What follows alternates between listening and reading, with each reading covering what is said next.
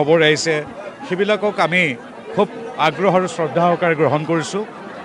আজি বিজয়ৰ পথত আমি অগ্ৰসৰ হৈছোঁ, আমি দেখিছোঁ আমাৰ আত্মবিশ্বাস আহিছে। এতিয়াও যদিও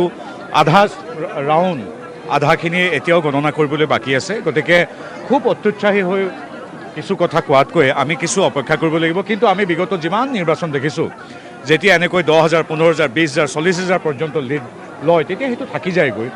আৰু আমি ভাবোঁ এনেধৰণে থাকি যাবগৈ। ঈশ্বৰক প্ৰাৰ্থনা কৰিছোঁ যাতে এই যিটো 100ৰ ওচৰ পাজৰ আছে সেইটো থাকি যাওক।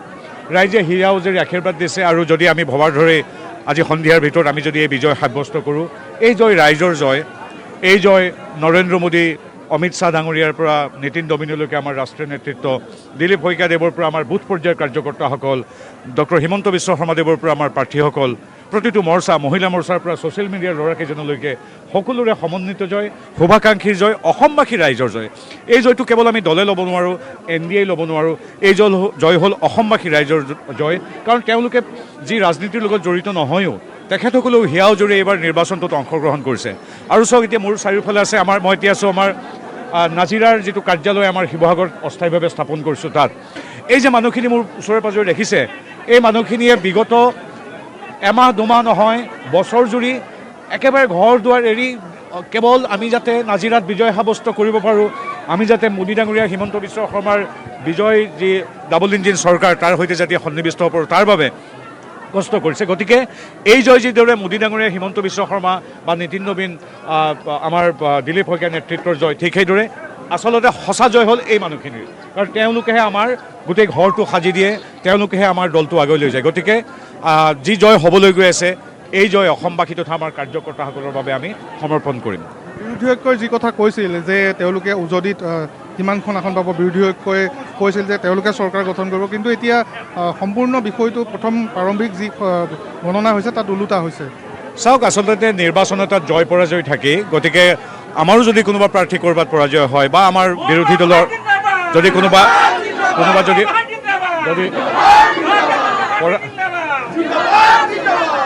যদি কোনোবা তেওঁলোকৰো পৰাজিত হয় বা তেওঁলোকৰ ভবাৰ ধৰণে নহয়, গণতন্ত্ৰত এইবিলাক থাকেই। গতিকে তেওঁলোকৰ প্ৰতি আমাৰ শ্ৰদ্ধা, শুভেচ্ছা আছে।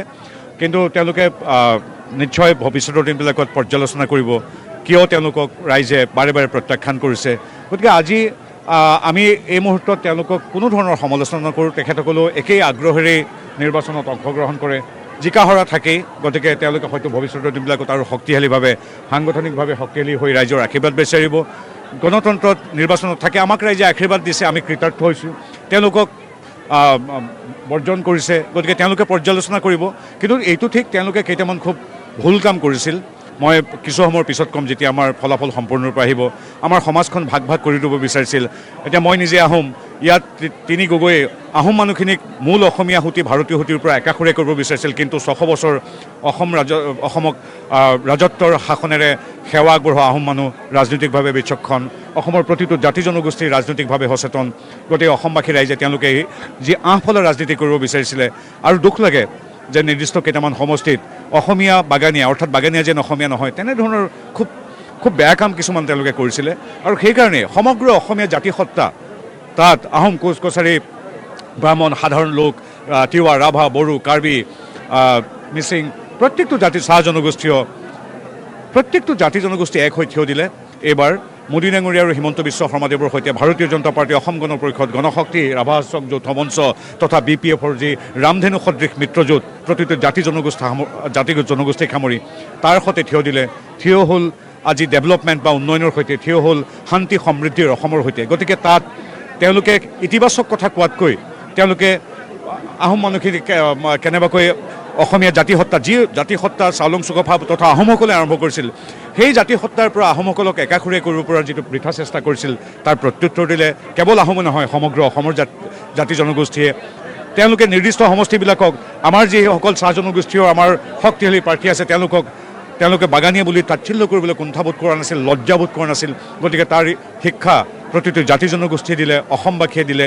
আৰু আমি ভাবোঁ যিদৰে এতিয়ালৈকে ফলাফলবিলাক আহিছে, সন্ধিয়াৰ ভিতৰত তেনে ফলাফলে অক্ষুণ্ণ থাকক।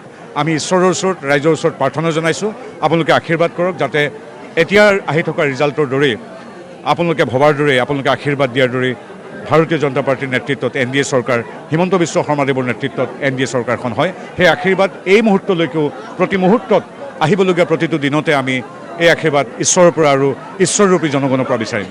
ধন্যবাদ জনাইছোঁ।